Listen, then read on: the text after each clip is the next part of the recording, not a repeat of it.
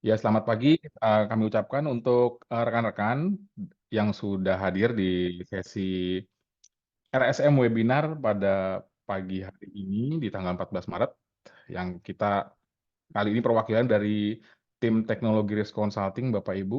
Eh, Oke, sebentar. Sebelumnya kami juga ingin mengucapkan selamat menjalankan ibadah puasa untuk Bapak Ibu yang menjalankan. Semoga diberikan kelancaran untuk ibadahnya. Oke, mohon izin juga Bapak Ibu, pada sesi RSM webinar pagi ini, saya Erikman yang akan memandu Bapak Ibu sebagai moderator dan juga narasumber, dan nanti dibantu oleh narasumber yang lain, yaitu Pak Satrio, yang nanti akan berbagi slide untuk sharing session pada pagi hari ini. Oke, mungkin untuk mempersingkat waktu, saya akan melakukan sharing screen.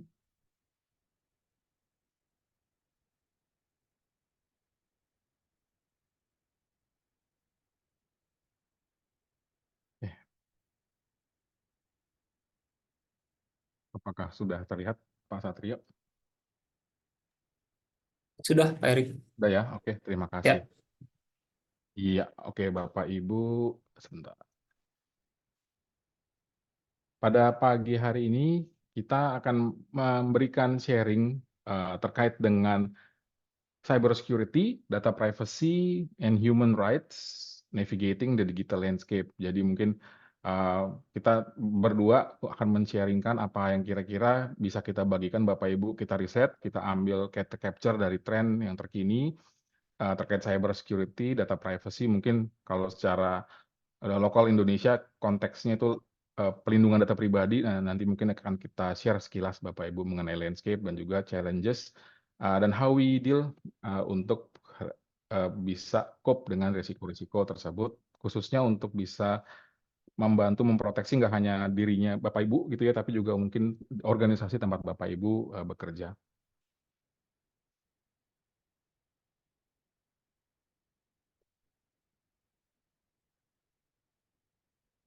Ya, mungkin izin dulu Bapak Ibu untuk perkenalan. Saya di sini Erik, Erikman Pardamaian dari Teknologi Risk Consulting di RSM Indonesia. Untuk pengalaman kurang lebih sekitar 15 tahun di area ITGRC Consulting, termasuk cyber security dan privacy area Bapak Ibu. Selain di RSM, saya juga aktif di Asosiasi Profesi ISAKA Indonesia Chapter sebagai community volunteer di sana. Berikut gambaran mengenai professional experience saya gitu ya di beberapa tahun terakhir. Selain di consulting juga ada beberapa di corporate dan ada beberapa risk professional certification dan education history. Oke. Oke, selain itu juga nanti saya ditemenin oleh Pak Satrio. Beliau juga dari Teknologi Risk Consulting, RSM Indonesia. Beliau sudah berpengalaman kurang lebih sekitar 8 tahun di area GRC, termasuk cyber security dan juga services lain terkait ITIS audit, IT penetration testing, VA, risk management compliance, dan yang related. Dan berikut gambaran mengenai professional background dari Pak Satrio dan certification serta educational background. Ya, Bapak Ibu, untuk sesi sharing session pada pagi hari ini, RSM webinar, eh, kita akan coba share dalam beberapa section ya Bapak Ibu. Nanti mohon izin juga untuk session pertama, kita akan em, perkenalan sekilas tentang RSM Indonesia. Mungkin untuk Bapak Ibu yang belum kenal gitu ya tentang kantor kami atau perusahaan kami. Lalu kita akan masuk ke materi yang akan kita share. Kita akan coba starting dari urgency dari cyber security and privacy itu sendiri. Jadi nanti mungkin kita akan sampaikan landscape terkini dan juga update dari global, baik dari global maupun dari lokal, dari sisi Indonesia itu sendiri gitu ya. Gambarannya seperti apa untuk saat ini negara kita mengimplementasikan cyber security dan privacy. Dan setelah kita share tentang why-nya gitu ya di urgensi, kita akan juga share mengenai real world examples. Dalam hal ini mungkin nanti kita akan share mengenai gambaran atau use case yang related gitu ya terkait dengan praktik cyber security and privacy, dan juga apa-apa yang sudah terlihat saat ini mungkin dari sisi regulator gitu ya, bagaimana regulator juga, berperan penting di sini untuk, bisa mendukung praktek cybersecurity dan privacy ini, dan juga beberapa contoh lainnya. Setelah itu kita masuk ke section role of cybersecurity, di sini kita akan share mengenai, gambaran how we deal dengan risiko dan challenges yang tadi sudah kita sampaikan di section sebelumnya. Jadi mungkin gambaran rekomendasi langkah-langkah yang bisa diikuti dan beberapa framework yang bisa dipakai gitu ya untuk organisasi Bapak Ibu untuk acuan di keamanan cyber dan juga privacy. Terakhir kita tutup dengan key takeaways Bapak Ibu. Ya, untuk section 1 kami mohon izin untuk memperkenalkan tentang RSM Indonesia terlebih dahulu. RSM Indonesia adalah, kami adalah bagian dari network RSM global, Bapak Ibu ya, RSM International. We are considered as 6th largest global assurance, tax and consulting network untuk saat ini. Bergabung bersama 64.000 kurang lebih personil di seluruh dunia yang tersebar di 820 offices dan 120 negara termasuk Indonesia salah satunya.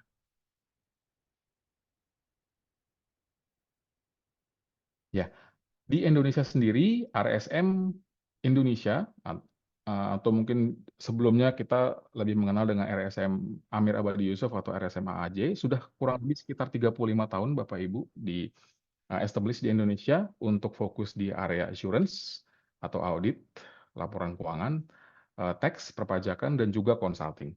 Dan saat ini untuk lingkup Indonesia, we are proud kita consider sebagai top 5 dari kantor akuntan publik dan konsultan yang serupa seperti itu. Dan di Indonesia kita saat ini ada 800 kurang lebih staff, mungkin saat ini lebih dari 800 karena itu sebagai peak season ya saat ini Bapak Ibu untuk laporan keuangan, jadi jumlah personilnya juga cukup banyak saat ini.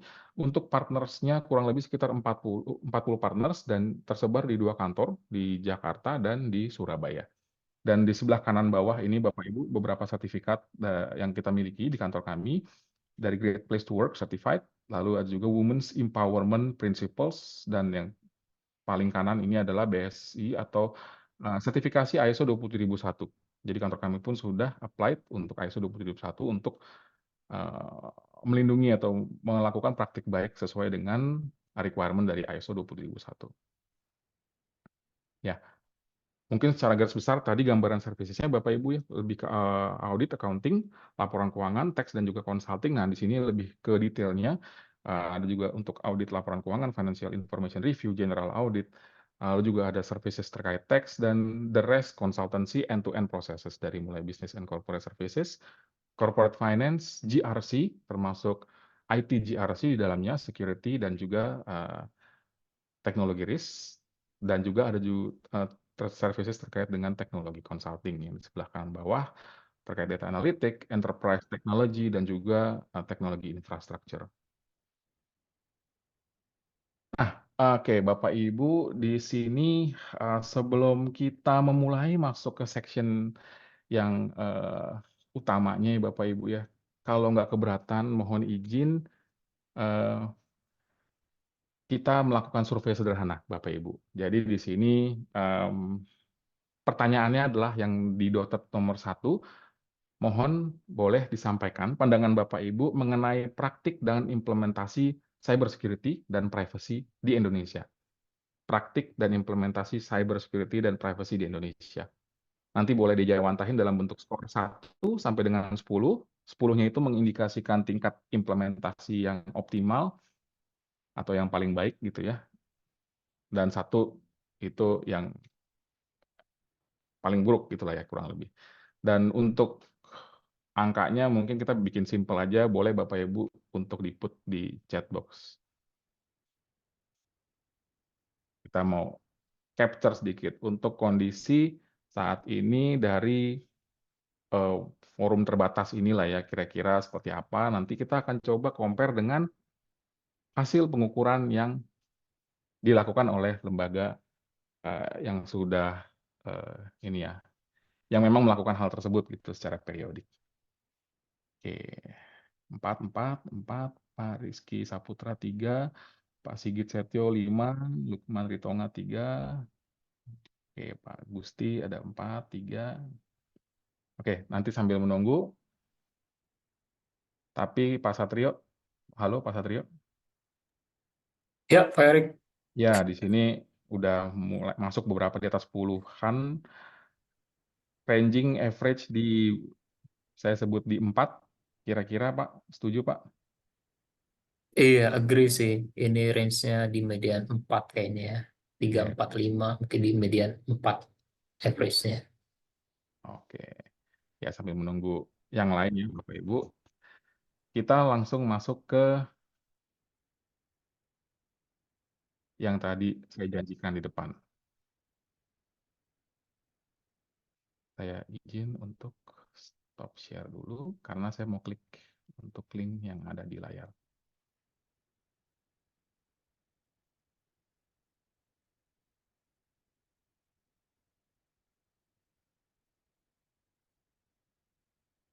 Oke, saya reshare.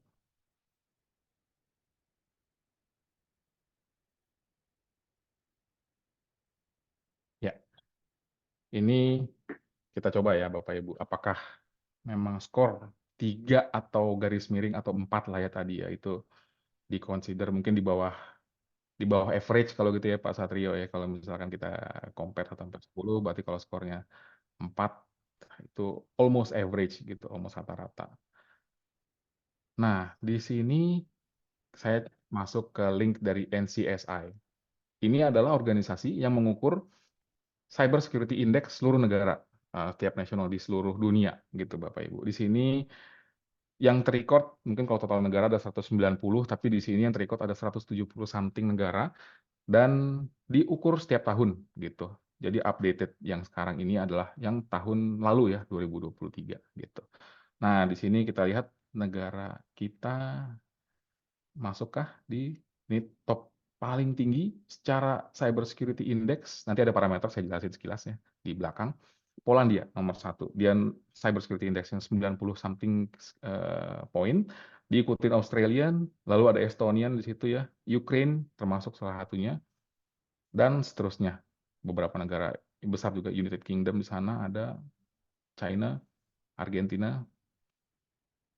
Nah, sampai di posisi 33 nih, paling ujung ternyata Indonesia masih belum masuk. Nah, di luar itu dia ada di sini.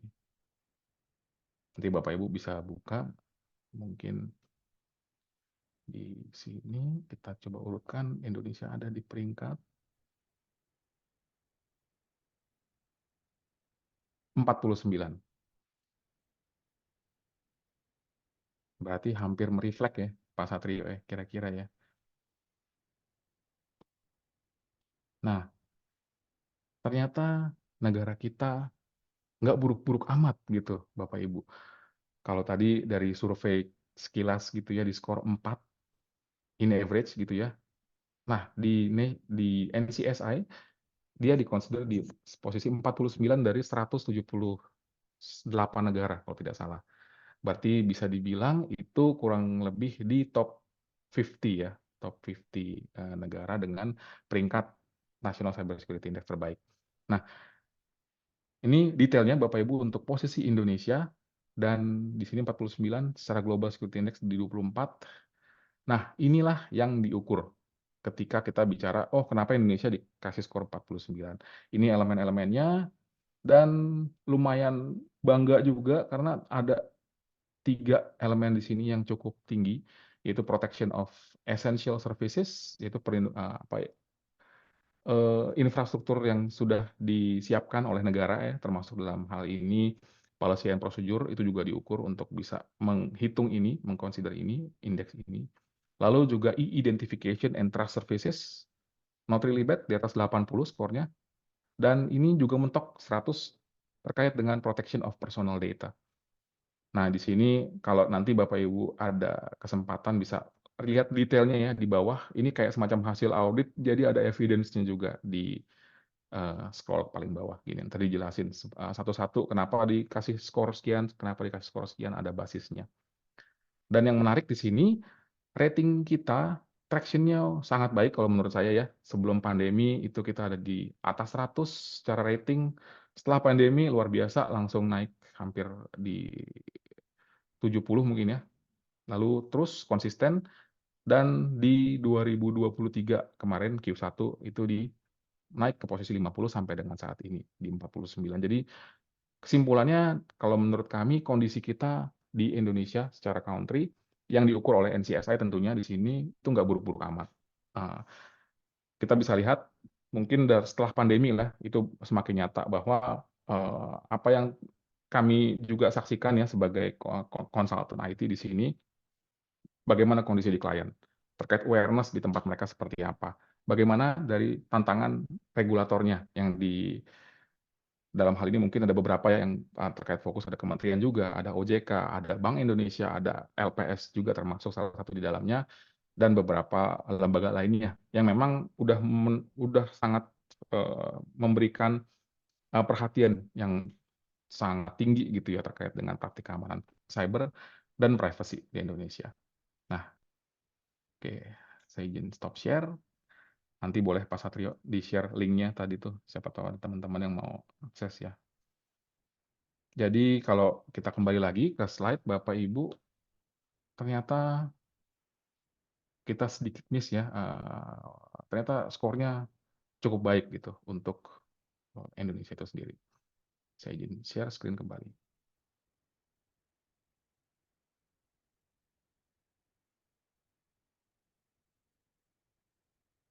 Udah kelihatan Pak Satrio? Mohon konfirm Pak. Sudah, Pak Erik. Oke, Bisa dilanjut, silakan. oke, terima kasih. Ya, ini NCSI yang tadi sudah kita lihat bersama ya untuk kita browsing di webnya. Ini kurang lebih kesimpulan yang tadi sudah saya sampaikan. Dibuat oleh e-Governance Academy Foundation, Indonesia tahun 2023 skornya naik pesat gitu ya dibandingkan 3 tahun sebelumnya dari 49 negara, peringkat 49 dari 176 negara, mohon maaf tadi koreksi. Dan ini mereka mengukur dengan apa ya metodologi yang komprehensif gitu. Nah, yang menarik yang paling bawah, peringkatnya Indonesia ini patut kita akui karena mencerminkan peningkatan tingkat kesiapan dan kesadaran masyarakatnya menghadapi ancaman cyber. Seperti itu. Namun tentu nggak boleh lengah lah ya, karena ini terus menjadi tantangan yang continue untuk negara kita dan juga dunia. Oke, kita masuk ke section yang pertama Bapak Ibu. Di sini terkait dengan urgensi cybersecurity, saya dan Satrio ingin membagikan kenapa saat ini cybersecurity itu menjadi hal yang udah bukan penting lagi tapi urgent untuk kita segera aware, kita segera ambil langkah, kita segera Eee, apa ya, bisa dibilang mengupdate diri gitu ya terkait dengan apa yang, eee bisa kita gunakan untuk meng-enhance praktik keamanan cyber dan privacy di Indonesia.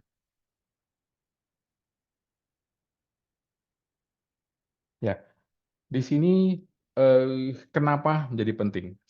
Kami ingin berangkat dari ekonomi digital dulu, gambaran ekonomi digital, environment, kontur, landscape yang ada di Indonesia saat ini. Ini adalah kumpulan dari beberapa, survei, dari beberapa report yang dikeluarkan beberapa tahun terakhir lah ya dari, Internet World Stats, dari Google Temasek dan juga Ekonomi Asia. Ini menggambarkan, hasil yang seperti di layar Bapak Ibu. Namun saya ingin dari informasi yang banyak ini, saya ingin fokus ke sini dulu nih. Nilai ekonomi digital Indonesia di tahun 2021 kuartal 3 itu 70 something USD miliar, million USD, setara dengan 1.000 triliun atau mungkin saat ini kalau kita bandingkan dengan total APBN Indonesia gitu ya tahun 2023 itu hampir sepertiganya berarti. Kurang lebih APBN kita kalau saya nggak salah ya sekitar 2.000 ujung, 2.900 atau 3.000 triliun. Untuk ekonomi digital sendiri itu sepertiganya. Nah, itu menggambarkan betapa ini jadi pilar yang, apa ya, bisa dibilang signifikan dan kita perlu jagain ini supaya bisa continuous secara bisnis di negara kita. 2025 semakin tinggi, 2 kali lipat bahkan 146 miliar dolar, di 2030 330 miliar dolar. Dan di sini kita lihat penopangnya ada beberapa services atau beberapa industri di sini ya, e-commerce salah satunya, transport and food, Nah, ini during pandemic mereka hype ya, pertumbuhannya sangat luar biasa. Online media, online travel di sini. Mungkin ada satu yang perlu kita highlight itu terkait dengan edutech dan juga healthtech. Nah, kesimpulan yang sebelah kanan ini saya coba capture bahwa angka-angka tadi itu merefleksikan Indonesia sebagai yang terbesar di Asia Tenggara. Nilai 70 miliar dolar, lalu kemudian menjadi twice ya di 120 sampai 140 miliar, dan kontribusinya sekitar 40% dari total ekonomi digital di ASEAN. Pendorong utamanya apa? Itu yang ada di gambar Bapak Ibu, ada penetrasi internet tentunya. Kita punya basis pengguna yang sangat besar, mungkin terbesar, salah satu yang terbesar di dunia gitu ya. Didukung oleh penetrasi internet dan juga semangat dari pemerintah dan ISP internet besar ya untuk bisa terus membangun BTS di daerah-daerah sampai dengan daerah terluar gitu ya, atau mungkin kita bisa sebut 3T. Lalu sektor e-commerce-nya dan fintech yang semakin berkembang, dan yang paling penting di sini pemerintah yang luar biasa menaruh perhatian untuk hal strategis ini gitu ya. Jadi mereka memberikan juga beberapa inisiatif termasuk dalam bentuk regulasi untuk mengamankan ekonomi digital negara kita. Ini mungkin sekitar gambaran Bapak Ibu mengenai landscape apa ya, eh, ekonomi digitalnya dalam bentuk ekonomi digital. Saat ini kita bergerak ke arah sana dan traction-nya terus positif. Nah, perubahan landscape bisnis, perubahan landscape industri yang sekarang menuju ke area digital, kita udah nggak bicara lagi digital transformasi, tapi sekarang udah betul-betul dalam bentuk yang bisa diputar ya, ekonomi digital. Ini juga leads pasti ketika ada suatu hal yang berubah secara bisnis, secara prospek, di sisi lain resikonya juga akan berubah. Seperti itu. Jadi saling mengikuti Bapak Ibu. Nah, di sini kita coba capture dari recent focus keluaran Internal Audit Foundation by Institute of Internal Audit, baru keluar bulan lalu untuk versi 2024 Global Summary.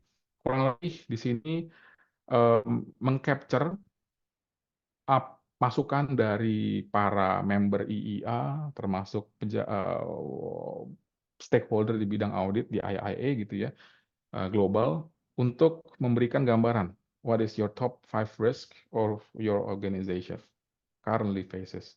Selain top 5 yang sekarang, mereka juga diminta untuk mempredik ya, top 5 in 3 years from now. Nah, hasilnya seperti layar Bapak Ibu di sini nggak ada kejutan sebetulnya di sini ya. Nomor satu tetap again dari beberapa tahun terakhir trennya pasti cybersecurity di top 3. Dan di sini masih di posisi yang sama, cybersecurity di 73% dari responden mengkonfirm itu, diikuti oleh human capital, business continuity, regulatory changes, dan ini juga related, yaitu terkait dengan digital disruption, terkait dengan topik yang kita bahas pada pagi hari ini. Gitu. Dan dua ini, cyber dan digital, akan menjadi top 2 di 3 tahun mendatang, based on the survey.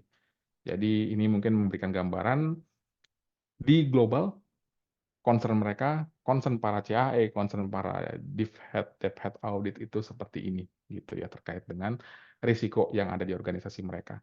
Nah, untuk gambaran juga di sini cyber security itu didefine sebagai cyber security itu sendiri dan data security secara definisi ini, dan data privacy lah ya. Jadi ketika kita bicara cyber security, both cyber dan juga privacy itu dikonsider sebagai risiko cyber seperti itu.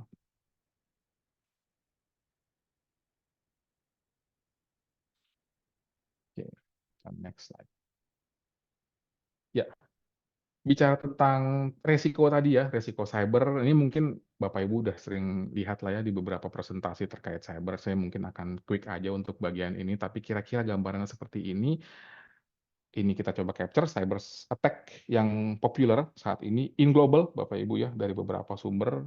Again, malware masih populer, ransomware masih populer di sana, IoT exploitation juga cukup populer dan akan semakin populer kalau dari beberapa survei yang kita lihat, mereka traction-nya terus naik gitu ya untuk fokus ke area OT, khususnya operation technology. Encrypted threat roasting gitu ya, yang mengeksploitasi satu sumber secara berulang-ulang. Cloud intrusion related dengan perpindahan eh, data ya, penempatan data dari server fisik ke cloud itu juga, dan ke data leaks. Data leaks ini mungkin bisa kita consider sebagai impact ya. When the cybersecurity is weakness, they can get into your system dan they take your data, termasuk stolen credential. Dan angkanya luar biasa. Cybercrime Magazine dari hasil report mereka USD 8 triliun dolar, dan atau mungkin semacam untuk dikonsider ke IDR tuh 128 kuadriliun Bapak Ibu ya untuk 2023, dan akan terus naik sampai eh, dengan 15% setiap tahunnya.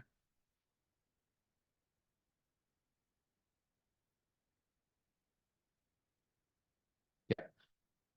Nah, kalau tadi kita bicara konteks cybersecurity, ngikutin IAEA tadi ya Bapak Ibu, selain cyber attack juga ada tentang pelanggaran data pribadi atau data privacy, atau mungkin konteksnya di kita tuh lebih ke pelindungan data pribadi ya, untuk saat ini yang cukup populer. Nah, ini saya kutip dari Sharing Vision Indonesia, IT Business Outlook 2024, jadi quite fresh. Intinya di sini report tersebut menyajikan fakta bahwa 20% responden yang mereka survei itu akun sosialnya pernah dibobol ya atau dicuri gitu. Dan 9% diantaranya itu pernah ngalamin data pribadinya itu diambil gitu untuk penipuan. Nah, yang merah-merah ini mungkin nggak ada keterangan di bawah, tapi itu adalah mereflek kejadian yang pernah kena gitu ya ke para responden. Untuk sosial media cukup tinggi di sini, 21% mereka merasa pernah mengalami pembobolan tadi. E-commerce, Tokopedia, Shopee, dan lain-lain, 46%, 4,6%, sorry. Lalu rekening bank, ini makin ke sini makin digital ya, mobile banking, digital banking, internet banking.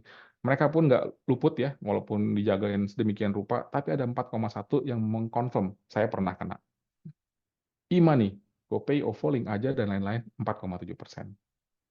Nah, di sini 9% diantaranya pernah mengkonfirm data pribadinya pernah digunakan oleh orang lain gitu ya.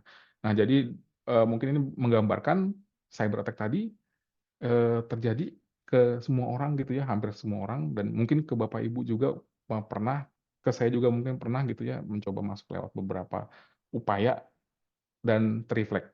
Kurang lebih sekitar hampir 5% mereka pernah mengalami pembobolan akun di macam-macam platform yang mereka miliki. Nah, di sini detailan sebetulnya, lebih ke detail dari slide sebelumnya, mengkonfirm 4-11% pernah menjadi korban penipuan digital gitu. Yang paling sering itu terjadi adalah ini ya, masuk melalui SMS, WhatsApp ke tempat Bapak Ibu gitu dan minta mengirimkan OTP gitu segala macam, atau link yang memang nanti sangat amat meyakinkan, akhirnya kita klik gitu, dan akhirnya itu akan leads to another risiko gitu ya yang kena ke kita gitu. Dan di sini yang mau kita highlight itu adalah human factor, still jadi yang paling lemah gitu ya, is the most weakest link ya, the human aspect di luar teknologi dan juga prosesnya gitu ya, dan that's why awareness itu jadi sangat penting untuk dilakukan setiap periode gitu. Baik mungkin di kantor Bapak Ibu saat ini, baik yang udah ISO maupun yang belum ISO, saya yakin beberapa inisiatif terkait peningkatan awareness sudah dilakukan dalam bentuk sebar brosur, poster terkait keamanan security, keamanan informasi atau keamanan cyber, lalu kemudian training reguler yang dilakukan, itu semuanya upayanya untuk memitigasi risiko yang sebelah sini.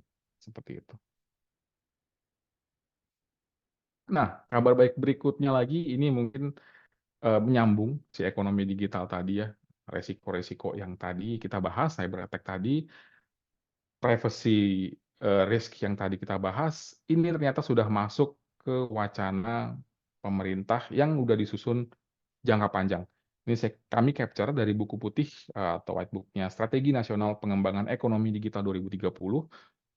Visi misi ekonomi digitalnya dikemas demikian baik gitu ya. Ada pilar-pilarnya juga, infrastruktur sumber daya manusia, iklim bisnis, keamanan cyber bahkan jadi salah satu pilarnya gitu, dan riset inovasi dan seterusnya. Nah, di sini ada ya, nanti Bapak Ibu silakan bisa dibaca sendiri. Nanti Satrio mungkin bisa minta tolong di-share ya kalau ada linknya gitu, nanti saya coba share juga biar Bapak Ibu bisa akses. Nah, di sebelah kanan ini mungkin detail dari pilar-pilar tadi yang mau kita highlight gitu, bahwa resiko tadi udah masuk ke ranah pemerintah, mereka sudah taking care of it lewat beberapa kebijakan, regulasi yang mungkin Bapak Ibu bisa lihat di sini. Salah satu pilarnya keamanan cyber ini yang sudah dilakukan oleh pemerintah saat ini gitu. Ada beberapa undang-undang dari manufaktur, UU keamanan cyber udah ada gitu ya, undang-undangnya, bahkan turunan secara teknis yang dikeluarkan oleh regulator pun, walaupun memang masih relate ke industri keuangan ya, kebanyakan Bapak Ibu atau perbankan, itu juga sudah ada. Agrikultur, data, Undang-Undang Perlindungan Data Pribadi atau UU 27 yang keluar tahun 2022 kemarin ya, akhir 2022, itu juga jadi salah satu yang paling menarik kalau kita ngomong tentang data pribadi gitu ya. Dan tahun ini jadi tahun yang momentum karena secara undang-undang sudah berlaku, tahun ini berlaku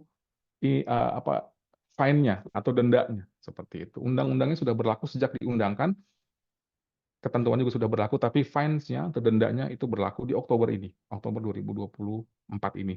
Jadi mungkin sekilas memberikan awareness juga buat Bapak Ibu, any kind of your organization itu kena gitu. Jadi nggak cuman hanya highly regulated atau yang memang menggunakan data pribadi paling besar seperti banking, e-commerce atau yang setaranya, tapi semua organisasi pada dasarnya menjadi subjek dari undang-undang tersebut gitu. Jadi mungkin nanti bisa sambil dijadikan awareness juga di organisasi, mungkin beberapa dari Bapak Ibu di sini pengambil keputusan bisa dikonsider untuk dipertimbangkan melakukan implementasi atas PDP ini.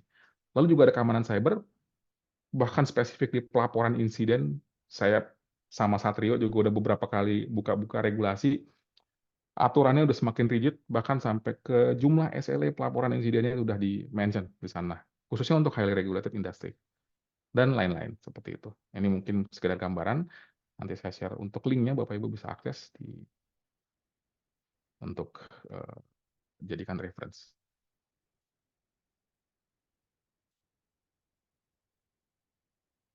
Ya, nah nih sekilasnya quote lah dari Catherine Neville, kita lihat baik sekali ya quote-nya. Jadi dia mention privacy saat ini udah menjadi basic needs, basic requirement kita sebagai manusia gitu ya. Dan itu bahkan menurut beliau gitu ya udah setara dengan kebutuhan untuk makan dan kebutuhan untuk bernafas gitu, privacy saat ini. Jadi relate ya, dan kita juga berkaca dari apa yang sudah ada di luar sana di negara Eropa atau Amerika atau negara yang lebih maju gitu ya. Privacy menjadi penting dan semakin penting, dan kita sebetulnya lebih kepada reflect aja ke mereka gitu. Kalau mereka saat ini sudah di sisi situ, kita juga pasti akan ke sana. Tinggal waktunya aja. Ya, Bapak Ibu, untuk sesi berikutnya terkait real world examples, kita akan share ini tadi mungkin kalau di section 1 kita bahas why, kenapa jadi penting cyber security, privacy jadi penting gitu ya. Kenapa jadi urgent, dan tadi menggambarkan dari landscape di global dan di kondisi domestik di Indonesia. Ini kita move ke next steps-nya, real world examples, real world scenario, dan mungkin nanti juga ada beberapa informasi yang lebih detail terkait regulasi atau mungkin standar atau framework yang bisa dijadikan acuan gitu untuk Bapak Ibu bisa take a look, dan mungkin bisa dipraktikkan juga di organisasi Bapak Ibu. Untuk next akan disampaikan oleh rekan saya, Pak Satrio. Silakan Pak Satrio, over to you Pak. Oke, thank you Pak Erik. Selamat pagi Bapak Ibu, mohon izin untuk melanjutkan terkait dengan materi kita pada sesi pagi hari ini. Jadi saya tadi mungkin seperti yang sudah disampaikan oleh Pak Erik, kita sudah highlight gitu ya secara global terkait dengan cyber security, kemudian dampaknya secara keuangan finansial sampai dengan tadi relate-nya ke di Indonesia secara strategiknya ke depan itu akan seperti apa, kemudian terkait dengan privacy-nya juga kira-kira dampaknya seperti apa ke privacy kita. Nah, di sini mungkin kita coba masuk lebih dalam lagi dari sudut pandang kita yang berada di Indonesia. Jadi dari sisi hasil survei yang mungkin dan report dari BSSN yang disampaikan tahun lalu. Jadi berdasarkan report tersebut dari Januari sampai dengan Oktober saja itu jumlah anomali traffic yang termonitor oleh BSSN itu mencapai 361 juta, di mana hampir sekitar 50% yaitu yang diakibatkan dari anomali aktivitas dari malware. Kemudian the rest itu ada terkait dengan Trojan activities. Dan sebetulnya serangan malware ini kalau kita eh, sering dengar gitu ya, yang belakangan kejadian adanya serangan ransomware, malware, kemudian adanya pembobolan dari data milik pribadi gitu ya. Itu merupakan dampak dari celah-celah keamanan yang mungkin dapat dieksploitasi oleh para hackers. Dan dari sisi mungkin belakangan sering muncul di berita gitu ya. Adanya kebobolan data, kemudian adanya pencurian data yang terjadi baik dari berbagai macam sektor industri. Hal ini juga mereflek gitu ya terjadi di Indonesia. Bukan hanya secara global tapi juga terjadi di Indonesia. Dan dari sisi dampaknya di Indonesia sendiri secara finansial itu cukup lumayan signifikan juga gitu ya Bu, Bapak Ibu. Jadi dari hasil survei katadata.com selama tahun 2023 itu dampak yang dihasilkan dari serangan cyber itu sendiri itu mencapai 5 miliar US dollar atau setara dengan 78 US dollar dari hasil survei dari Katadata. Dan hal ini juga berdampak kepada eh, kita sebagai individu gitu ya, di mana dari hasil survei dari Katadata sendiri melalui databox.co.id, salah satu produknya Katadata, itu 44% itu dari surveinya mereka itu menyatakan bahwa ada juga yang pihak-pihak yang memang merasa dirugikan dari tanpa adanya dari pihak-pihak yang tidak berotoritas gitu ya, tidak memiliki otoritas atau wewenang itu menyebabkan berkurangnya gitu ya bank account atau akun dari nasabah dari suatu bank gitu.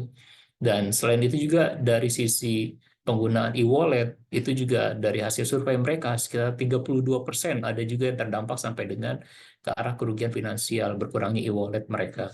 Dan ini merupakan hal yang kenapa kami bilang suatu urgensi gitu ya, bukan hanya penting tapi juga sudah menjadi urgensi bagi kita bersama untuk fokus ke area cyber security.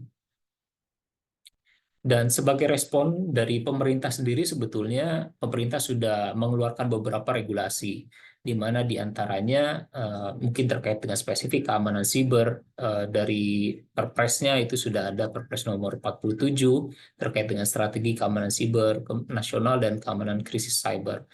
Kemudian dari mungkin sektor perbankan, mungkin yang lebih spesifiknya lagi, itu ada terkait dengan SEOJK 29 yang mungkin tahun 2022 yang lalu juga sudah terbit, dan ini juga terkait dengan ketahanan siber dan keamanan siber, tapi memang spesifik terkait dengan bank umum. Dan di SEOJK ini itu memang lebih rigid lagi pengaturannya, apa saja yang mungkin perlu diatur oleh bank umum, kemudian apa saja yang mungkin perlu di-assess dan di-reflect di dalam aturan tersebut. Kemudian selain itu juga sudah ada dari POJK-nya sendiri, itu ada POJK 11 tahun 2022 terkait dengan penyelenggaraan TI, PTI untuk bank umum khususnya. Kemudian selain itu juga dari Badan Siber dan Sandi Negara itu juga sudah ada aturan tentang sistem pengamanan dalam penyelenggaraan sistem elektronik.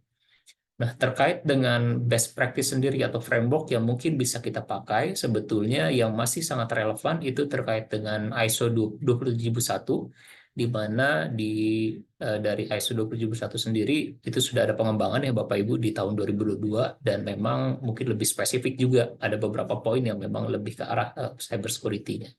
Selain itu juga dari NIST, jadi National Institute of Standard and Technology yang ada di Amerika, ini suatu badan Amerika gitu, badan pemerintahan yang ada di Amerika yang memang spesifik, mereka itu melakukan research dan pengembangan terhadap standar dan teknologi.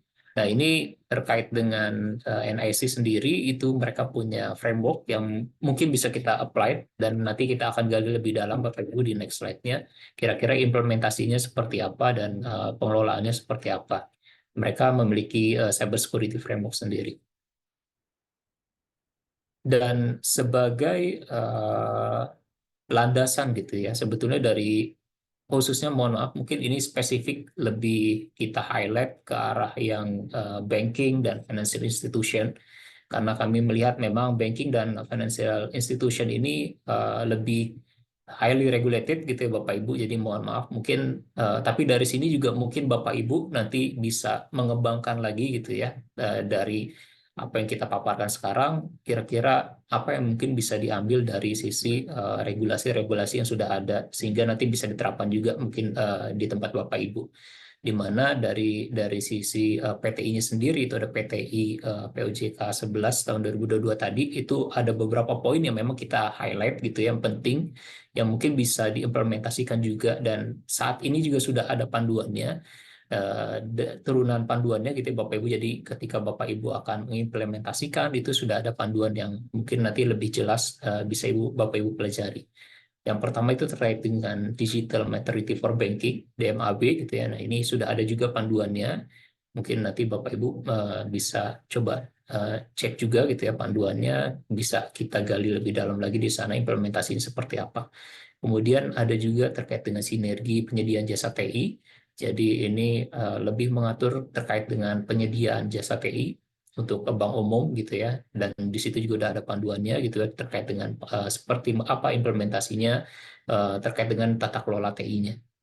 Selain itu juga dari cybersecurity sendiri, dari BSSN itu sudah ada konsultatif paper yang mungkin bisa Bapak Ibu coba pelajari gitu ya, dan rutin memang dari BSSN nanti akan mempublish konsultatif papernya seperti apa. Dan selain itu juga khususnya tadi ya spesifik terkait dengan privacy. Kenapa kita selalu menghubungkan dengan privacy? Karena memang dampak dari serangan siber ini memang salah satu dampak yang dirasakan terkait dengan perlindungan data pribadi gitu ya, terkait dengan keamanan data kita secara pribadi ataupun individu.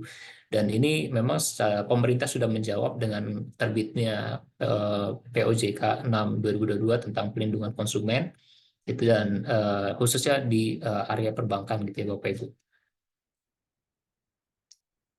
Dan tadi mungkin kalau kita melihat dari sisi highlight dari banking industry gitu ya. Nah, ini yang mungkin lebih holistik lagi gitu ya, secara umum, di mana secara regulasinya memang terkait dengan tentang pelindungan data pribadi itu sendiri, itu memang pemerintah sudah menerbitkan suatu instrumen khusus gitu ya untuk melindungi data pribadi kita sebagai individu.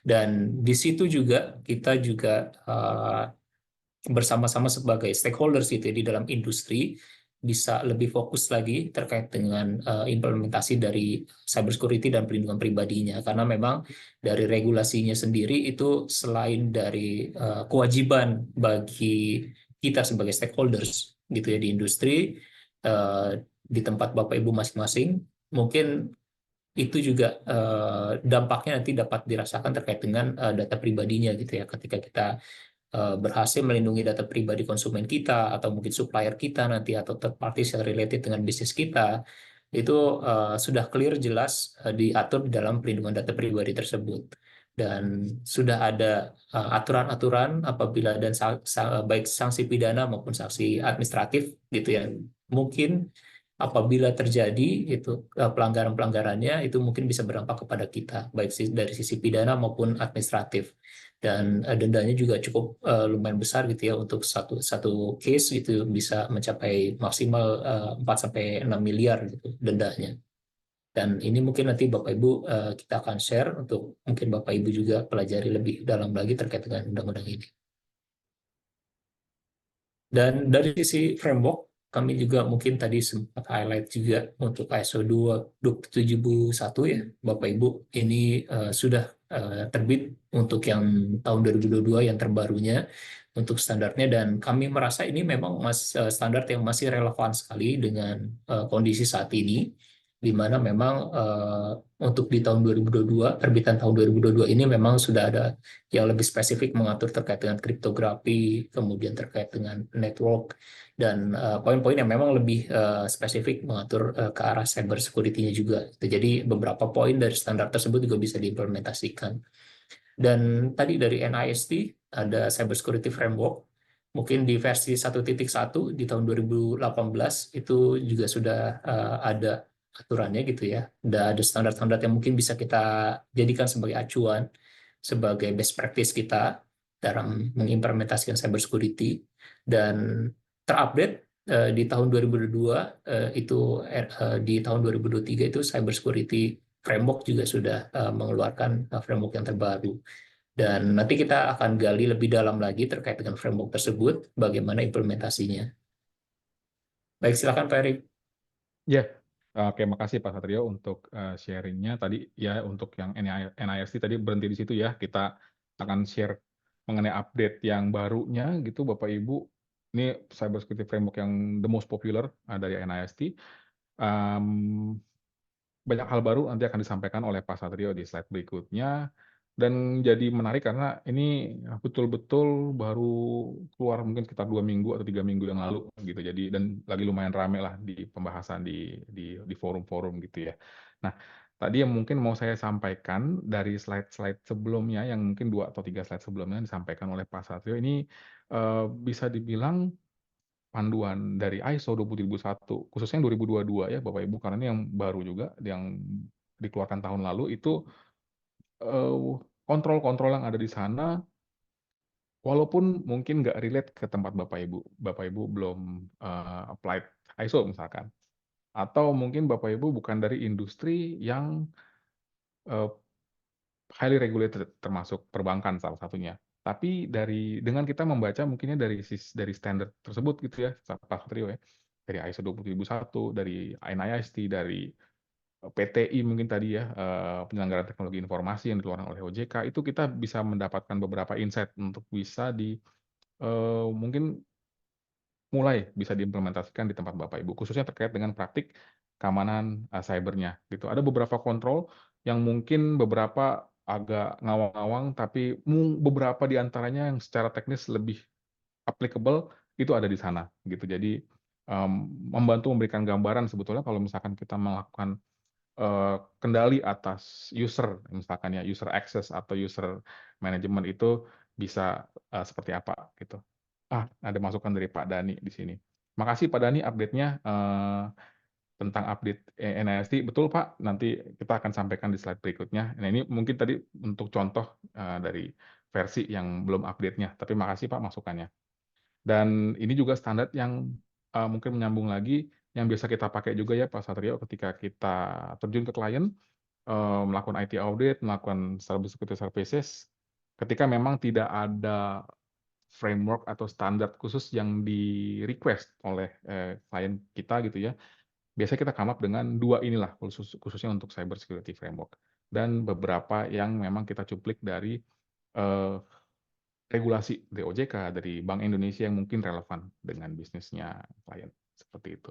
Mungkin itu sedikit tambahan dari saya, Pak Satrio. Silakan, over to you again, Pak. Oke, thank you Pak Erik untuk tambahannya. Jadi tadi thank you juga Pak Dani. Mungkin tadi kita sempat di-mention juga ya terkait dengan NIST, Cyber Security Framework yang 2.0. Ya betul, memang sudah ada yang terbaru, dan nanti kita akan sama-sama gali lebih dalam lagi ya, kira-kira dari perubahannya seperti apa, kemudian implementasi seperti apa yang memang mungkin nanti akan relevan dengan tempat Bapak Ibu masing-masing kita di berbagai sektor industri. Jadi izin melanjutkan terkait dengan role dari cybersecurity, Bapak Ibu. Salah satu implementasi yang kita coba ambil dari cybersecurity framework 2.0 yang terbaru gitu ya, dan kita akan coba elaborate lebih jauh kira-kira implementasinya seperti apa, kemudian yang relevan nanti mungkin seperti apa di tempat Bapak Ibu. Mungkin sedikit sekilas kita update sedikit. Tadi mungkin sempat dimention juga oleh Pak Dani. Terima kasih Pak. Jadi di CSF Framework 2.0 ini yang terbaru. Mohon maaf ini saya revisi sedikit ya. Tahun 2024, 26 Februari yang lalu itu baru terbit gitu ya frameworknya, dan menggantikan yang tahun 2018 yang lalu. Yang ingin kita emphasize di sini lebih ke arah aturan yang mungkin terbaru dari sisi framework ini gitu ya. Kira-kira apa sih yang memang yang bisa kita ambil gitu ya. Jadi kalau dari framework yang lalu itu berangkatnya langsung dari core function identify, di mana di core komponen dari sisi CSF itu sendiri, mungkin kalau Bapak Ibu familiar ada identify gitu ya di sebelah kiri sini. Itu ada identify, kemudian protect, kemudian juga ada detect, respond, dan recover. Nah, di yang terbaru di framework 2.0 spesifik sebelum identify, CSF itu mencantumkan core komponen yang baru yaitu govern. Nah, govern atau tata kelola. Jadi dari sisi framework tersebut di govern itu sendiri, memang selama pengalaman kita gitu ya, selama melakukan cybersecurity audit, melakukan pen test, itu memang basic thing yang menjadi celah keamanan itu memang dari fundamentalnya gitu. Kurangnya policy prosedur, belum adanya fungsi segregation of duties, tugas dan tanggung jawab yang nggak clear gitu ya. Kemudian proses monitoringnya, sehingga implementasinya pada proses operasionalnya terkait dengan cybersecurity ini menjadi lemah gitu ya, menjadi kurang. Kalau kita sering melakukan pentest, sering banget kita menemukan nggak outdated gitu ya, aplikasi yang digunakan udah outdated nih, server komponennya udah outdated, sehingga kita bisa eksploitasi. Ada juga yang mungkin dari sisi admin, penggunaan user dan password masih menggunakan bawaannya gitu ya, masih admin-admin atau root-root password dan username-nya. Nah, ini sebetulnya basic thing gitu ya. Dari sisi policy prosedurnya mungkin yang masih lemah, implementasi dan pengawasannya mungkin masih lemah. That's why di framework yang 2.0 ini itu lebih spesifik mengemphasize dari sisi governance terlebih dahulu. Baru nanti ngomongin soal identify, protect, detect, respond, dari cover-nya. Jadi hal ini juga yang perlu menjadi perhatian dari tempat Bapak Ibu terkait dengan implementasi tata kelolanya. Jadi policy prosedur, fungsi, pemisahan tugas dan tanggung jawabnya itu harus benar-benar clear seperti apa tata kelolanya. Oke, dari sisi framework tersebut kita coba elaborate lebih jauh, kira-kira implementasinya seperti apa sih gitu ya. Dari sisi govern, kemudian tadi identify sampai dengan nanti respon dan lain sebagainya. Nah, dari sisi kita mencoba mengimplementasikan dari sisi framework tersebut, di mana governance dan strategi menjadi fungsi awal tadi seperti yang kami sampaikan. Jadi perlu adanya pembagian tugas. Kita perlu mengestablish suatu role yang memang spesifik menangani terkait dengan cybersecurity. Nah, kalau mungkin di beberapa industri ada yang mungkin punya fungsi tersendiri seperti cybersecurity site officer, kemudian ada juga cybersecurity team, atau mungkin ada yang bentuknya dalam bentuk komite. Tapi at least minimal secara fungsi memang sudah ada pihak-pihak yang fokus ke arah cybersecurity.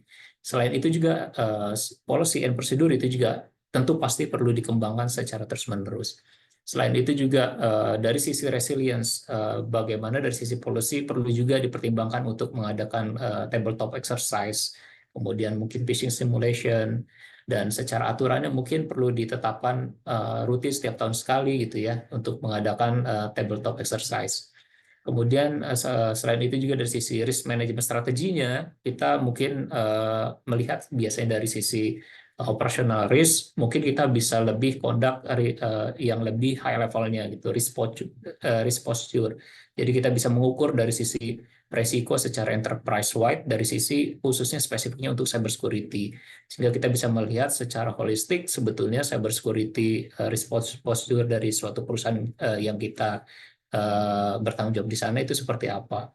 Kemudian pada fase asset management dan risk management, risk assessment atau fase identify gitu ya di CSF framework itu kita perlu mengidentifikasi adanya aset-aset yang aset-aset dalam bentuk fisikal maupun digital aset. Jadi digital aset ini baik IT aset maupun OT aset.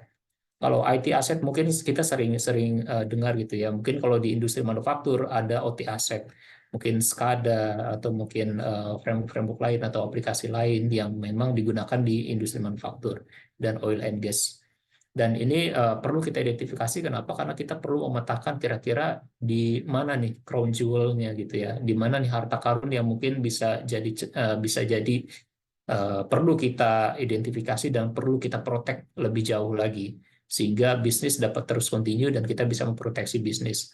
Kemudian selain itu juga kita perlu secara rutin untuk melakukan risk assessment gitu ya, cyber risk assessment, kemudian VAPT secara rutin sehingga kita mengetahui kira-kira resiko-resiko apa dan celah-celah keamanan cyber seperti apa yang memang mungkin terjadi. Dan kalau kita berbicara soal bisnis, mungkin kita bicara juga terkait dengan supply chain-nya. Nah, supply chain risk management sendiri itu berkembang bukan hanya dari sisi supply chain, dari sisi operasional ataupun logistiknya, tapi juga kita perlu mengidentifikasi dan mengelaborate lebih jauh lagi dari sisi cyber risk supply chain-nya. Bagaimana kita mengidentifikasi kira-kira bisnis mana yang memang memiliki exposure kepada cyber lebih jauh di area supply chain kita. Dan ketika hal itu terjadi, kira-kira dampaknya terhadap bisnis kita dari pengaruhnya terhadap bisnis kita pribadi gitu ya, bisnis kita sendiri itu seperti apa gitu ya dari apabila terjadi dari sisi supply chain kita. Dan selain itu kita juga perlu mengukur dari sisi cyber risk maturity dari masing-masing supply chain kita sehingga kita mengetahui kira-kira mana yang perlu kita jadikan perhatian lebih. Kemudian dari sisi protect and prepare, kita, ya Pak Erik. Ya, izin Pak, boleh kembali ke slide sebelumnya, sekilas Oke, melambat. thank you Pak. Ya. Makasih Pak Satrio. Tadi di sini Satrio menyampaikan step by step how we deal dengan risiko itu ya Bapak Ibu ya, tapi menggunakan specific framework NIST. Nah, ini ada hijau, biru, dan ungu di sini. Mungkin gambarannya kalau tadi yang hijau lebih ke sisi awal, gimana kita set governance-nya, tata kelolanya, dan proses identify. Jadi betul-betul tahap satu, tahap awal. Sebelum kita bisa move ke tahap yang biru. Nah, yang biru ini lebih ke implementasi, protect, how we prepare, dan how we detect dan respond gitu. Ketika memang sampai insiden itu terjadi. Dan yang ungu, how we deal with it gitu. Ketika nanti insiden terjadi, sudah sampai terjadi dan gimana cara kita bisa merecovery-nya. Nah, saya mau highlight tadi poin yang disampaikan Pak Satrio beberapa. Saya pikir ini yang hijau ini sangat penting karena ini kita define di awal Bapak Ibu. Ketika kita melakukan define ini semuanya gitu ya di sisi tata kelolanya, kita betul-betul perlu ensure ini meet dengan kebutuhan organisasi di tempat Bapak Ibu bekerja supaya nanti ketika long the way berjalan udah masuk ke fase biru dan ungu itu berjalan semua gitu sesuai dengan appetite management.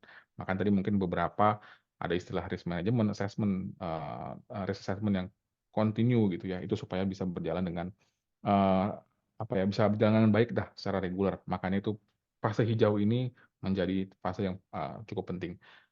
Dan tadi selain itu juga kami mau highlight juga beberapa pengalaman kami juga sebelumnya Bapak Ibu ketika melakukan implementasi di klien, khususnya untuk highly regulated industry. Dalam hal ini mohon maaf ya Bapak Ibu mungkin nggak bisa nge-reflect ke semua industri, tapi dari apa yang sudah ditampilkan ini, beberapa bahkan sudah di-embed ke regulasi yang dikeluarkan oleh OJK itu sendiri. Contohnya misalkan, bahkan lebih advance dari ini gitu. Contohnya misalkan fungsi yang melakukan pengamanan informasi di perusahaan itu harus di-define, ya setuju. Ada di yang paling atas tuh IT, HR, Finance, Operation, they need to conduct some committee. Bahkan di SE OJK 29 tentang ketahanan cyber, di sana juga di-mention salah satunya fungsi tersebut harus independen gitu. Jadi ini mungkin salah satu gambaran betapa governance pun dari sisi tata kelola pun itu sudah sangat penting khususnya untuk pembentukan struktur. Udah nggak bisa lagi tuh di banking saat ini ketika kita me-refer ke SOJK 29, fungsi itu masih nempel di IT atau fungsi itu masih intersect gitu ya dengan fungsi lain gitu, udah nggak bisa lagi. Jadi mereka betul-betul harus independensi, harus independen di SOJK 29 tentang ketahanan cyber. Selain itu juga, beberapa yang tadi saya mau highlight itu, tentang crown jewel yang poin bawah ini, aset manajemen. Ini mungkin sedikit banyak, selain kita bicara cyber juga relate dengan data privacy atau pelindungan data pribadi.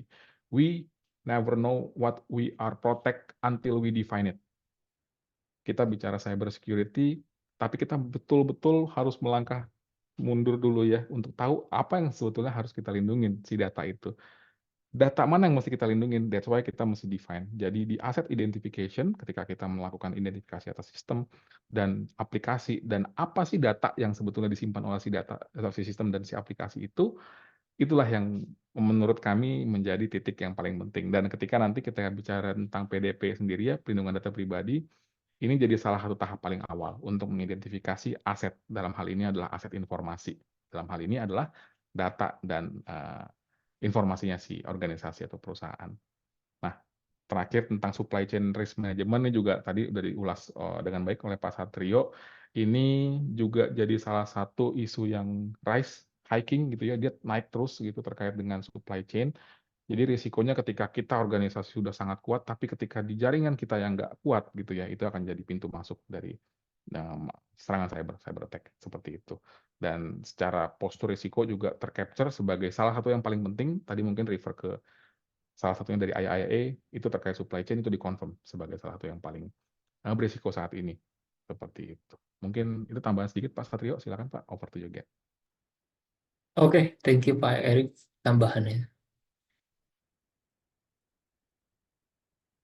Baik, izin untuk melanjutkan Bapak Ibu. Jadi dari sisi fase selanjutnya terkait dengan protect and prepare, tadi kita sudah bisa mengidentifikasi dari sisi aset kita, kemudian dari sisi teknologi yang mungkin kita punya, gitu yang mungkin bisa menjadi celah keamanan kita juga perlu mengidentify dari sisi aksesnya. Jadi akses poinnya kira-kira untuk dari satu sistem ke sistem yang lain, dari satu network ke network yang lain, itu kira-kira bisa diakses oleh siapa. Memang hal ini memang terkadang menjadi sulit ketika kita memang belum men-separate fungsi dari sisi IT dan cybernya sendiri. Nah, di sini kita memang perlu adanya penegasan untuk memproteksi dari sisi baik dari sisi network aplikasi maupun dari sisi hardware-nya. Sehingga dari sisi akses yang memang kita sudah bisa identifikasi secara clear, itu kita bisa memastikan bahwa memang pihak-pihak yang memiliki akses ke dalam suatu network, aplikasi ataupun jaringan itu memang sudah pihak-pihak yang sudah memiliki otorisasi. Kemudian dari sisi data sendiri, mungkin kita sempat mention juga terkait dengan bagaimana memproteksi data tadi di depan. Ketika kita sudah menemukan crown jewel-nya gitu ya, kira-kira data mana aja yang mungkin menjadi data yang penting bagi perusahaan, menjadi aset bagi perusahaan gitu ya, yang apabila terekspos keluar mungkin dampaknya signifikan ke bisnis kita, mungkin kita bisa perlu memperhatikan data stagingnya gitu ya. Kira-kira proteksinya ada di proses mana aja? Apakah proses pada saat data at rest-nya, kemudian pada saat data in transitnya gitu ya, ketika data berpindah dari satu aplikasi ke aplikasi yang lain itu seperti apa? Kemudian pada saat data itu sedang digunakan gitu ya di dalam suatu aplikasi itu memproteksinya seperti apa? Nah, ini juga penting untuk kita mengidentifikasi dan menjaga data tersebut. Kemudian mungkin yang perlu rutin dilakukan dan terus perlu dilakukan gitu ya, awareness dan training yang pasti Bapak Ibu. Jadi kita walaupun kita sudah membangun sistem, walaupun kita sudah menggunakan teknologi, tapi kalau people-nya atau awareness dari orangnya yang mungkin terlibat di dalam suatu proses tertentu itu belum aware terhadap cyber security, ini akan menjadi sia-sia gitu ya apabila memang dari sisi awareness-nya sendiri itu belum terbangun. Sehingga awareness dan training yang secara rutin terus-menerus perlu dijalankan memang penting bagi kita untuk menjalankan hal tersebut. Kemudian dari sisi teknologi infrastrukturnya, kita juga perlu mengidentifikasi kira-kira bagaimana membangun teknologi yang memang tahan terhadap serangan siber gitu ya, mulai dari bagaimana mengkonfigurasi sistem aplikasinya, networknya dan lain sebagainya. Kemudian dari sisi fase selanjutnya itu detect and respond, ini juga fase yang mungkin nggak kalah penting gitu ya. Ketika kita sudah membangun semuanya, pertahanan yang mungkin di awal sudah kita bangun, kita juga tetap perlu memonitoring gitu ya, bagaimana pertahanan yang sudah kita bangun ini apakah memang masih dapat dipertahankan gitu ya, apakah masih ada celah-celah lain yang mungkin masih bisa diekspos. Dan threat monitoring dan response ini yang memang perlu rutin dilakukan, mungkin secara periodik perlu dilakukan secara berkala, dan memang perlu ada bantuan tools dan untuk melakukan monitoringnya. Namun memang hal ini menjadi penting agar kita juga mengetahui kira-kira mungkin ketika ada suatu anomali di dalam traffic network kita, kita sudah bisa mendeteksi lebih dini gitu ya, sebelum terjadinya mungkin kebocoran data atau mungkin terjadinya serangan virus dan lain sebagainya. Nah, hal ini yang juga menjadi penting di awal untuk kita selalu memonitor dari sisi sistem yang mungkin pertahanan yang sudah kita bangun. Kemudian ketika terjadi juga bagaimana kita merespon dari sisi pembentukan tim, dari sisi cybernya gitu ya, itu juga perlu kita bangun.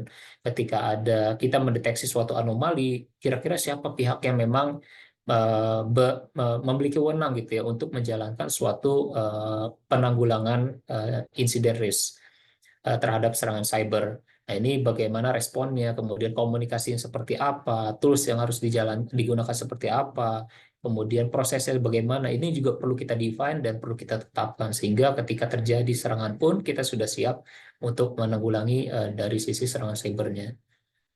Kemudian tadi communication plan, baik dari sisi internal maupun eksternal, gitu juga kita juga perlu membangun awareness, kita juga perlu membangun komunikasi ketika adanya serangan siber seperti apa, kemudian apa yang boleh, apa yang nggak boleh dilakukan gitu ya. Khususnya untuk third parties, misalnya memang ada yang third parties bekerja sama dengan kita perlu batasi juga kalian boleh masuk ke network kita sampai dengan batas apa, kemudian kira-kira penggunaannya bagaimana, keamanannya dari sisi konfigurasinya, parameternya, spesifikasi dari aplikasi yang digunakan atau sistem yang digunakan. Itu juga perlu menjadi penting untuk kita define juga ke third parties, agar kita juga terlindungi dari sisi external intrudernya. Kemudian dari sisi pas recover dan improve, di sini juga tadi ketika mungkin kita sudah mendapat serangan gitu ya dari luar ataupun dari dalam, kita juga perlu membangun fase recover-nya seperti apa. BCP DRP menjadi penting bagi kita juga. Jadi kita selalu memiliki alternatif ketika memang suatu aplikasi network dalam kondisi sedang diserang oleh serangan siber, kita juga bisa men-separate, melokalisasi area yang mungkin sedang dalam kondisi terpapar dari serangan siber. Sehingga serangan sibernya tidak menjalar ke area-area network yang lain atau aplikasi-aplikasi yang lain atau storage-storage yang lain. Kemudian setelah itu kita juga perlu menjalankan analisa lebih lanjut. Jadi ketika sudah kita tanggulangi, kita sudah separasi, kita lokalisasi, kemudian kita analisa. Kita analisa bagaimana hal tersebut bisa terjadi dan bagaimana kita menanggulangi hal tersebut di kemudian harinya. Sehingga post incident analysis ini juga menjadi penting supaya kita juga bisa melakukan continuous improvement ke depannya, perbaikannya seperti apa. Kemudian terkait dengan documentation and compliance, terakhir ini juga menjadi penting gitu ya. Kita juga perlu adanya tadi policy prosedur, kemudian adanya wadah mendokumentasikan ketika sebetulnya sudah banyak tools-tools di luar gitu yang bisa kita gunakan untuk mendokumentasikan ketika mungkin terjadi serangan siber apa, mungkin katakanlah serangan siber mungkin terkait dengan malware atau antivirus, DDoS attack dan lain sebagainya, kita bisa dokumentasikan hal tersebut sehingga di kemudian hari ketika terjadi masalah yang sama, ketika ada penanganan hal tersebut, kita bisa mereflect ke dokumentasi yang sebelumnya, seperti apa penanganannya, bagaimana kita menindaklanjutinya. Dokumentasi menjadi penting sehingga kita bisa tahu bagaimana penanganan yang sesuai dengan standarnya seperti apa.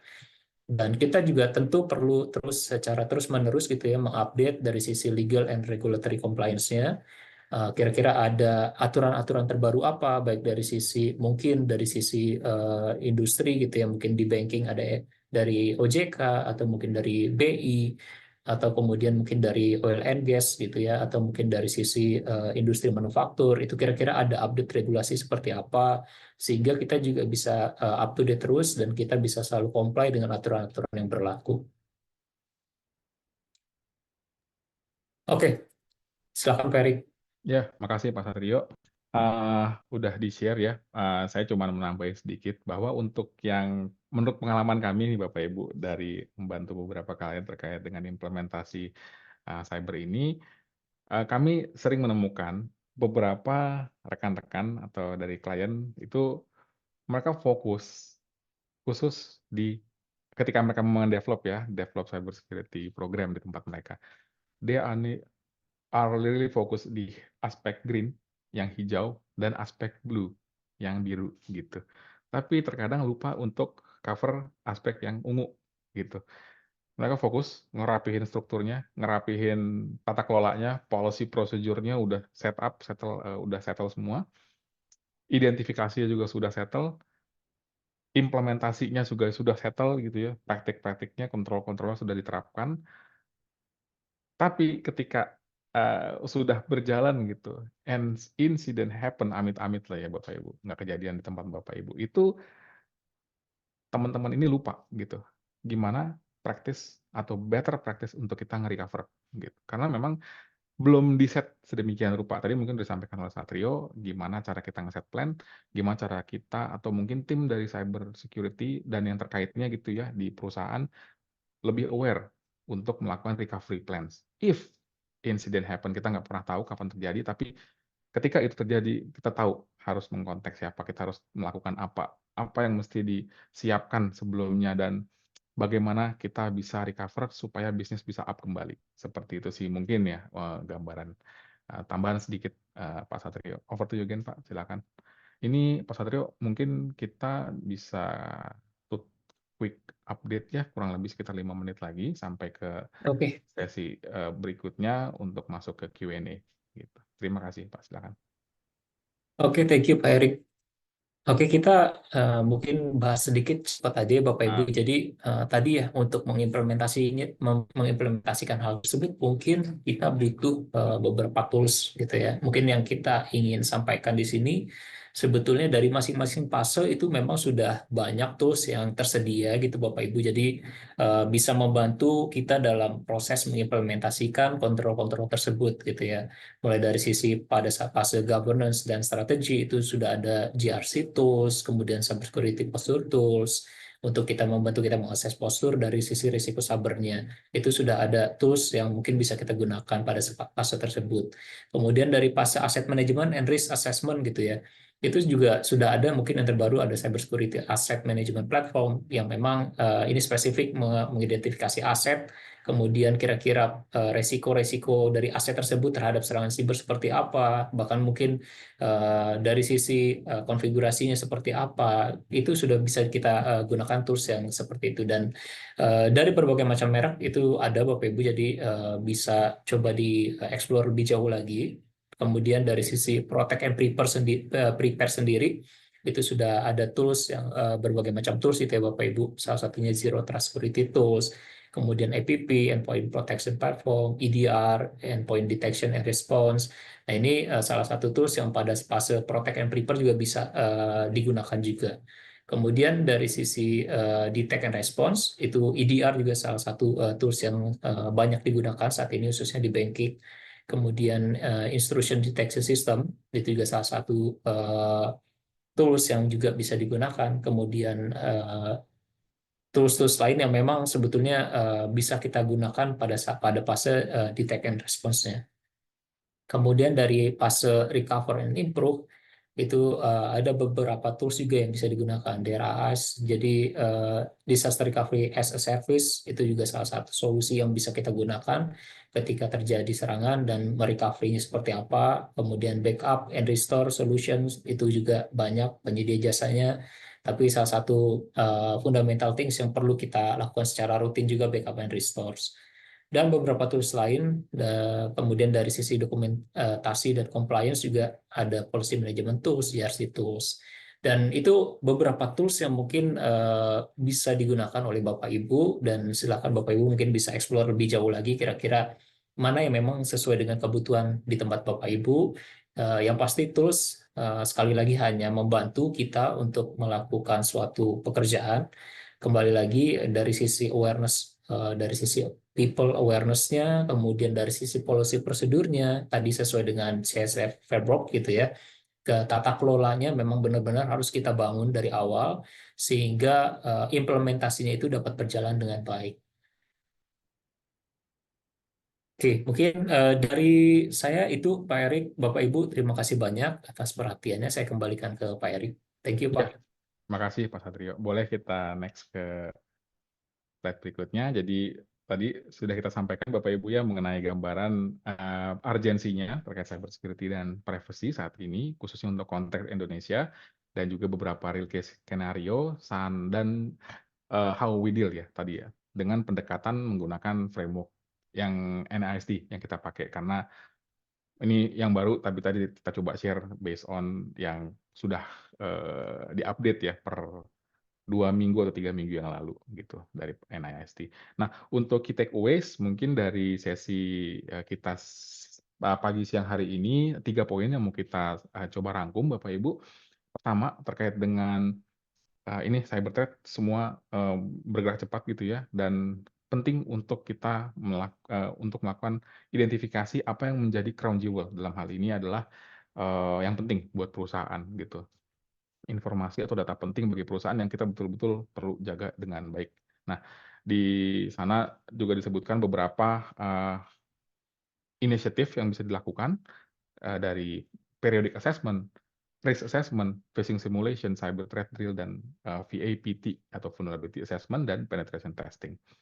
Lalu yang kedua, kita move ke area yang cyber resilience. Jadi setelah tadi kita tahap 1 kita amankan untuk crown jewels-nya, kita coba untuk bisa tetap continuous ketahanan cybernya dengan memiliki cyber security governance yang kuat gitu ya.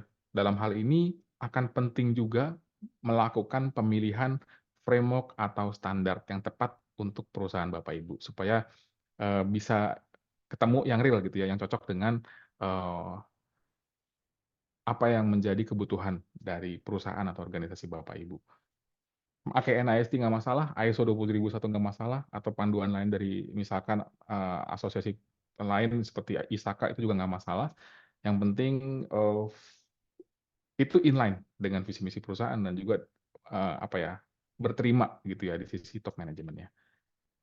Dan penting juga untuk ensure compliance ke relevant law and standards, khususnya mungkin untuk industri yang highly regulated, udah pasti teman-teman IT atau teman-teman cyber security di sana, tim cyber security tim legal, tim HR itu udah pasti lumayan pusing lah ya dengan apa mandatory requirement yang saat ini ada dan akan semakin bertambah gitu ya, khususnya nanti ketika kita masuk ke area PDP itu akan jadi compliance baru lagi yang perlu di-apply gitu. Dan terakhir, setelah kita bicara tentang ketahanan cyber, kita make semangatnya sebetulnya poin ketiga ini gimana cara kita bisa tetap continue gitu ya, kita cyber attack not stop there, we need to always continue to enhance our protection gitu ya, untuk bisa keep up dengan perubahan di luar gitu. Kita nggak bisa berhenti sampai di satu titik tertentu, tapi kita need to be continue untuk menjaga digital trust, khususnya digital trust di sisi internal dan juga di sisi kita keluar. Dalam hal ini mungkin salah satunya ke regulator, ke company lain atau anak perusahaan lain, atau mungkin ke customer kita juga yang paling penting. Dan itu semuanya akan mengkontribusi ke bisnis yang terus sustain seperti itu.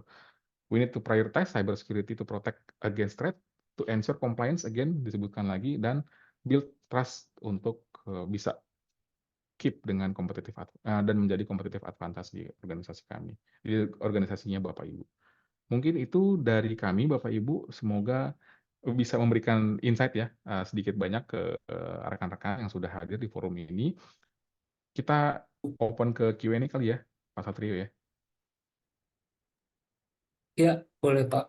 Iya, nanti kita coba reflect ke beberapa pertanyaan yang masuk, tapi karena waktu mungkin udah nggak terlalu banyak lagi, izin kita untuk cover beberapa Bapak Ibu. Nanti semisal memang ada yang masih nyangkut, kita akan respon personally ke rekan-rekan. Saya refer ke pertanyaan pertama dulu dari tadi Pak Ivan ya, Pak Ivan. Pak Satrio nanti boleh nge-refer respon tambahan ya untuk beberapa pertanyaan dari rekan-rekan. Izin bertanya, saya langsung bacakan aja di sini. Pak Ivan dari PT Meiwa, ini lumayan familiar nih, kalau nggak salah ini ya, manufaktur otomotif nih, mohon izin Pak. Terkait pembentukan organisasi cyber security di lingkup perusahaan, yang terlibat itu apakah hanya yang paham IT saja gitu. Nah, itu mungkin pertanyaan beliau. Kita izin merespon Pak, kalau untuk tim cybernya atau mungkin organisasi cyber security yang di develop, nggak harus orang yang paham IT Pak. Yang paham IT perlu di sana, tapi ketika kita bicara tentang sebuah fungsi struktur organisasi cyber security, atau mungkin dalam hal ini dalam tanda kutip komite gitu ya, yang terlibat itu nggak hanya dari teknis. Yang teknis perlu memang untuk orang yang punya background IT atau security, tapi juga nggak lepas dari fungsi lain yang memberikan support secara komprehensif gitu. Contohnya dalam hal ini tim HR misalkan Pak. Tim HR itu juga perlu eh, atau dibekali oleh kompetensi yang eh, bisa memberikan ilmu atau bekal ke para staf atau personil di perusahaan. Seperti itu. Mungkin nggak secara teknis, tapi mereka akan punya andil untuk dari sisi HR-nya ya, untuk menjadi bagian dari tim security. Selain HR, contoh lain misalkan, atau fungsi lain, legal. Umumnya legal and compliance itu adalah beberapa rekan-rekan yang udah lebih duluan gitu ya, familiar ketika dia membaca peraturan gitu. Khususnya peraturan yang terkait dengan cyber dan privacy yang mungkin lebih relate ke mereka gitu. Dan harus bareng-bareng gitu dengan teman-teman dari legal and compliance juga yang memang mereka yang punya kompetensi di area tersebut untuk bisa memberikan masukan gitu ya, bagaimana kita bisa deal dengan sebuah regulasi yang baru yang mungkin memang related dengan security seperti itu. Jangan sampai nanti ketika kita udah implement, teman-teman dari teknis security-nya udah merasa cocok, tapi dari bahasa legalnya mungkin belum pas nih untuk bisa dikonsider sebagai compliance. Nah, itu mungkin bisa jadi diskusi yang dilakukan gitu. Dan ada ini lagi nggak Pak? Masukan lagi nggak Pak? Mungkin fungsi lain gitu yang relate gitu ya, Pak Satrio. Oke, thank you Pak Erik. Jadi kalau ini Pak Ivan dari Mewa ya, mungkin ini juga relate sama pengalaman kita ya. Mungkin kalau terkait dengan cyber security di manufaktur, itu memang sebetulnya tadi benar yang Pak Erik bilang, Pak Erik sampaikan, jadi nggak melulu harus orang IT aja gitu yang fokus dan aware untuk membuild dari cyber security resilience-nya. Tapi dari mungkin kalau di manufaktur ada bagian engineering, itu juga perlu dilibatkan Pak. Jadi kalau di pengalaman kita, jadi dari sisi tim engineering juga yang mengerti dari sisi tools atau mesin yang digunakan, teknologi yang digunakan, kemudian itu bisa membantu tim IT, tim risk management, dan tim komite cybersecurity yang terlibat untuk mengetahui kira-kira dari sisi mesin atau penggunaan tools tersebut gitu ya, itu kira-kira ada resiko cyber apa? Karena banyak penggunaan mesin yang mungkin sekarang saat ini itu memang sudah memiliki human interface dalam bentuk komputer gitu ya, mini komputer, kemudian terkoneksi dengan jaringan kantor gitu ya. Nah, ini dari sisi penggunaan toolsnya itu penggunaannya seperti apa, dan mereka dilibatkan juga untuk membangun awareness dari tim engineeringnya juga. Mungkin nanti dari sisi engineering juga paham, oh bisa dapat knowledge juga gitu ya dari tim IT atau tim cyber khusus gitu ya memang terlibat di situ, sehingga mereka aware juga gitu ya, oh untuk mesin ini ternyata punya resiko cyber juga loh gitu, dampaknya akan seperti apa. Nah, tim engineering juga bisa membantu tim IT-nya dalam dalam keterlibatannya untuk mengidentifikasi aset-aset mana yang kira-kira memiliki resiko siber, karena mungkin tim engineering nanti yang lebih paham kira-kira penggunaannya seperti apa, ada teknologi apa di dalamnya yang mungkin nanti bisa disampaikan juga ke tim IT, sehingga nanti bisa mengelaborasi kira-kira penanganan untuk mesin tersebut itu harus seperti apa. Jadi harus dibangun sama-sama sehingga memang tepat sesuai dengan kondisi yang ada di tempat Bapak Ibu sekalian. Kurang lebih seperti itu sih Pak Erik tambahannya. Ya, makasih Pak Satrio. Sama mungkin saya juga emphasize bahwa kalau kita nge-refer ke salah satu framework misalkan ya Pak Ivan, contohnya ISO 27001, di sana pun di-mention gitu. Kalau kita baca beberapa section atau klausul di sana, itu nggak hanya menyebutkan IT, bahkan tadi ada HR, ada legal dan fungsi-fungsi lain gitu juga disebutkan di sana bahwa mereka memiliki kontribusi tim admin misalkan juga ada kontribusi juga di sana tim finance gitu. Jadi tapi mereka punya aspeknya masing-masing gitu untuk bisa mensupport tim security group-nya di sebuah perusahaan. Semoga menjawab Pak Ivan. Saya izin untuk move ke pertanyaan berikutnya. Ini mungkin ini yang ke pop up dulu ya. Di sini saya refer ke pertanyaan dari mungkin nggak berurut, mohon maaf Bapak Ibu, ke Pak Fajar dari PT Maleo. Di sini Pak Fajar meng-highlight jika terjadi pada bagian recover warna ungu gitu yang tadi ya yang udah di-share sebelumnya terkait dengan NIST Cybersecurity, apakah ada prosedur standar untuk melakukan bagian recover tersebut? Seperti sebelumnya diinformasikan harus mengisolate jaringan atau server yang terserang, menghubungi siapa untuk tindak lanjutnya dan lain-lain gitu. Pak Satrio mau merespon dulu Pak, nanti saya ini. Oke, thank you Pak. Sebetulnya secara prosedur detail in detail itu memang belum, kita juga belum melihat gitu ya. Tapi memang secara best practice itu banyak di luaran dari NIST, kemudian dari SEOJK juga yang 29 juga ada beberapa poin yang memang meng-highlight terkait fase recover-nya gitu ya, bagaimana merecover. Dan tadi kalau kita merefer ke sana ke best practice yang ada, memang secara guidance-nya gitu ya, best practice-nya, kita memang perlu melakukan tahapan identifikasi terlebih dahulu. Jadi kita ketika mendapatkan serangan cyber, itu kita perlu mengidentifikasi kira-kira serangan cyber seperti apa. Tadi makanya fase monitoring and detect itu menjadi penting, karena kita juga perlu mengetahui kira-kira menganalisa kira-kira serangan siber apa yang sedang terjadi dan kira-kira penanganannya harus seperti apa.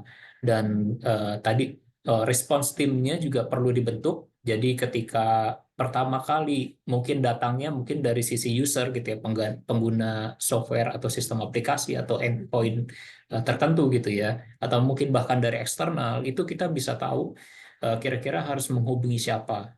Siapa pihak yang perlu kita pertama kali kita beritahu, perlu kita informasikan. Sehingga nanti tahap selanjutnya ketika kita akan melakukan proses recover-nya itu tepat. Jadi sudah dengan cepat kita bisa mengidentifikasi pihak mana yang terlibat dan penanganannya seperti apa. Nah, dari situ baru tim yang mungkin terlibat dalam fase recover-nya itu perlu melakukan isolate network atau mungkin endpoint yang mungkin menjadi terindikasikan gitu ya terkena serangan siber, sehingga memang tidak terpapar ke bagian jaringan yang lain atau mungkin endpoint yang lain. Nah, dari situ fase-fase selanjutnya mungkin banyak poin yang memang perlu kita lakukan gitu ya. yang memang secara best practice banyak di luaran dari NIST, kemudian dari SOJK-nya sendiri gitu ya, beberapa poin sudah meng-highlight ke arah sana. Tapi ini balik lagi kita memang perlu sesuaikan juga dari sisi masing-masing industri dan bisnis tempat Bapak Ibu. Kira-kira dari sisi resource-nya apakah memang memungkinkan, kemudian dari sisi teknologinya juga apakah memungkinkan, sehingga nanti bisa disesuaikan dengan kondisi di tempat Bapak Ibu dari masing-masing implementasi pada fase recover-nya. Sehingga kita perlu tahu konteks bisnisnya seperti apa, resource bisnisnya seperti apa, kondisinya, sehingga kita menetapkan prosedurnya itu akan jauh lebih efektif dan efisien dan tepat guna juga implementasinya seperti apa. Tapi untuk acuan banyak Bapak Ibu bisa sebetulnya banyak sekali di luaran gitu best practice, standar, framework dan juga regulasinya. Bapak Ibu bisa mungkin mengacu ke aturan-aturan tersebut sebagai dasar-dasarnya gitu landasan-landasan. Mungkin itu dari saya Pak Erik. Ya, makasih Pak Satrio untuk eh, responnya gitu ya. Tambahan sedikit lah paling ya dari kami kalau untuk contoh reference gitu ya Pak ya. Kalau misalkan tadi Pak Satrio sampaikan ada beberapa standar framework, saya mengutip dari skala nasional Pak. Jadi nanti kalau Bapak ada waktu atau Bapak Ibu ada waktu bisa refer ke eh, websitenya BSSN. Di sana ada beberapa materi edukasi dan literasi Bapak Ibu yang mungkin relate dengan tadi bagaimana perusahaan itu bisa merecover. Bahkan sampai detail gitu ya beberapa kayak penanganan insiden ransomware itu ada beberapa manualnya di sana yang bisa di-share juga oleh teman-teman BSSN. Penanganan insiden cyber malware itu juga ada beberapa yang di-share di sana. Eh, Contoh lainnya mungkin yang apa ya, pelaporan insidennya seperti apa secara better practice itu juga ada dan detailannya yang mungkin secara implementasi sedikit banyak sama gitu ya dengan yang ada di standar atau framework yang biasa kita pakai, hanya ini mungkin lebih disesuaikan dengan konteks domestik atau konteks Indonesia. Mungkin nanti bisa merefer ke sana di bagian panduan keamanannya atau edukasi dan literasi Bapak Ibu. Oke, seperti itu mungkin semoga menjawab Pak Fajar dari PT Maleo.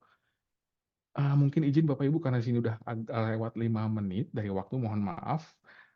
Saya dan Satrio mungkin kita akan capture satu lagi ya, Satrio paling ya.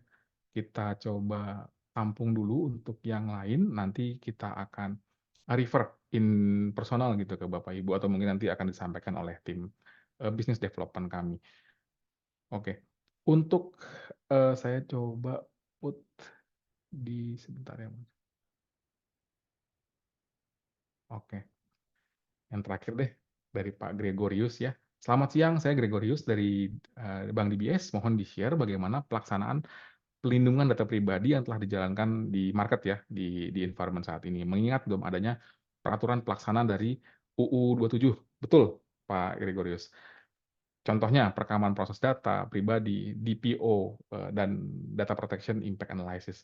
Ini mungkin pertanyaan beliau, pertanyaan Bapak Gregorius, relate juga dengan beberapa pertanyaan terkait PDP di atas ya, dari Pak Dani, dari Bang Panin, dari Pak Agung Saputra dari AHM. Nah, tapi saya coba dan Pak Satyo refer ke pertanyaan dari Pak Gregorius. Betul Pak, bahwa untuk saat ini PP-nya belum ada. Masih RPP ya, rancangan peraturan pelaksana. Draftnya sudah ada, mungkin Bapak Ibu kalau misalkan ada waktu gitu ya untuk nge-refer setelah membaca undang-undangnya yang sudah diundangkan, bisa juga merefer untuk panduan teknis yang ada di peraturan pelaksananya, walaupun statusnya masih draft, namun dari bisik-bisik yang kita dengar gitu ya dari ekosistem PDP sendiri atau dari teman-teman kita di networking itu nggak akan jauh dari yang sudah ada. Jadi itu mungkin bisa sedikit banyak menjadi masukan untuk Pak Gregorius di tempat di organisasi nanti atau mungkin dari tempat Bapak Ibu yang lain untuk bisa disiapkan dari sisi draft peraturan pelaksana tersebut di UU 27. Targetnya per kapan? Informasi yang kita dapat sih ya dari bisik-bisik itu mungkin di Q2 2024 ini itu diresmikan, tapi ya balik lagi itu masih berupa diskusi ya, atau informasi yang nyampe lah ya, diskusi dari teman-teman gitu di jaringan. Nah, untuk sementara mungkin bisa merefer ke sana untuk aktivitas prosesnya, perekaman proses data, DPO, apa karakteristik atau kriteria yang diproses. Lalu PIA-nya sendiri atau Processing Impact Analysis ini juga jadi salah satu hal yang penting. Yang umumnya kita akan rekomen gitu ya ke klien, ke tempat Bapak Ibu, bisa refer ke UU dulu untuk melihat gap analisisnya Bapak Ibu. Kita juga pernah untuk membantu melakukan hal tersebut gitu ya, untuk melakukan mapping, gap analysis, dan moving forward ke aktivitas implementasi yang umum dan dianggap signifikan. Yang pertama adalah implementasi DPO-nya, penunjukan DPO, orang yang tepat gitu ya, dan memang mereka yang punya kriteria untuk memenuhi karakter yang memang di-mention oleh undang-undang. Yang kedua, dari sisi proses, mungkin Bapak Ibu sering dengar istilahnya ROPA ya. Di situ jadi salah satu aktivitas yang dilakukan di tahap awal gitu untuk melakukan risk atau mungkin assessment atas data yang ada di proses identifikasi tadi yang kita sebut di awal, yang relate dengan crown jewel tadi, dan masuk ke proses DPIA-nya sendiri atau data processing impact analysis untuk mengukur, mungkin dari rekan-rekan ada yang dari fungsi risk management udah quite familiar dengan proses tersebut. Ini hal yang sama, namun di-applied lebih detail terkait dengan data pribadi atau PII gitu, seperti itu. Dan itu udah di-mention juga di peraturan pelaksana. Nanti Bapak Ibu bisa refer ke sana untuk bisa lebih detail dapetin informasinya. Nah, untuk DPO sendiri, karena tadi di atas sudah sempat di-mention oleh beberapa rekan-rekan, mungkin itu juga itu salah satu mandatory ya, harus ada orang yang menjadi center point-nya gitu, yang memang paham secara legal, secara teknis cyber, eee, yang nanti akan menjadi apa ya, kolaborator lah ya di perusahaan. Kalau di tempat Bapak Ibu sekarang mungkin secara proses risk management udah lebih mature, itu adalah namanya risk management manager gitu ya. Nah, ini hal yang sama tapi dia spesifik khusus cover di area data protection. Nah, tapi yang mau saya coba highlight bahwa ketika kita bicara DPO, itu sebetulnya merupakan bagian kecil, Bapak Ibu, dari apa yang eee, harusnya di-mention secara lebih lengkap gitu ya, dengan istilahnya PPDP atau Pejabat Pelindungan Data Pribadi. Nah, untuk poin terkait PDP ini mohon izin nanti akan kita sharing-kan ke Bapak Ibu di series berikutnya. Tentang data privacy law, tapi khusus konteks PDP untuk Indonesia gitu ya, to be comply with the regulations yang sanksinya akan berlaku di Oktober nanti. Mohon izin kita akan sampaikan di bulan depan Bapak Ibu untuk agendanya ya Pak Satrio, nanti kita akan sampaikan lewat tim undangannya dari tim business development kami untuk kita share lebih detail di sana terkait dengan practices, dan mungkin pertanyaan dari Bapak Ibu di sini, terima kasih banyak yang sudah yang sudah masuk itu ke kami. Kita akan capture, hopefully kita akan bisa jawab di next session ya terkait dengan PDP. Seperti itu. Ada tambahan Pak Satrio? Silakan Pak. Dari saya cukup, Pak Erik, tadi udah cukup komprehensif juga. Tadi mungkin di next sesi kita akan ada pembahasan terkait spesifik PDP yang mungkin nanti kita hopefully bisa banyak explore lebih jauh lagi dari pertanyaan-pertanyaan yang udah masuk juga ya Pak Erik. Thank you Pak. Oke, kalau begitu sekali lagi dari kami ingin menutup sesi Q&A dan juga RSM webinar pada pagi hari ini. Terima kasih banyak untuk Bapak Ibu yang sudah hadir sejak awal sesi sampai saat ini, dan untuk Bapak Ibu yang aktif memberikan pertanyaan ya, jadi membuat diskusi jadi lebih hidup. Mohon maaf untuk yang belum bisa kita jawab, mohon dibantu Pak Satrio, nanti kita capture khususnya terkait dengan PDP tadi beberapa untuk kita respon di webinar berikutnya terkait dengan PDP yang akan kita lakukan di bulan April, Bapak Ibu. Hopefully nanti invitation juga akan masuk ke email Bapak Ibu lewat tim business development kami. Kalau begitu dari kami mohon izin untuk menutup sesinya, silakan, Bapak Ibu untuk kembali ke aktivitas untuk melanjutkan, pekerjaan hari ini. Terima kasih banyak untuk perhatiannya. Semoga sedikit banyak membawa manfaat untuk, Bapak Ibu dan bekal yang bisa dibawa juga untuk organisasi Bapak Ibu. Dan tidak lupa juga untuk mengingatkan, agenda RSM webinar berikutnya mungkin di area audit, di area pajak atau taxes, yang nanti juga akan disampaikan undangannya lewat tim business development kami. Dari kami, izin untuk menutup sesi ini, sekali lagi terima kasih untuk perhatian Bapak Ibu.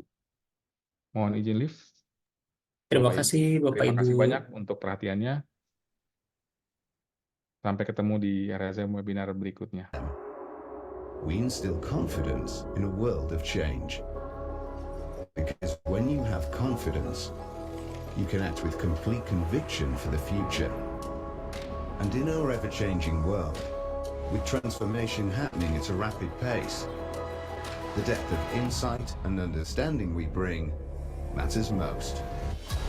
At RSM, we believe the biggest opportunities are found by paying attention to the smallest details, finding difference through understanding, and anticipating the challenges of tomorrow, helping build long-term value today. At the heart of RSM are our people, whose talents, ideas, and energy drive us forward. A collective of 60,000 curious minds, pushing innovation in over 120 countries.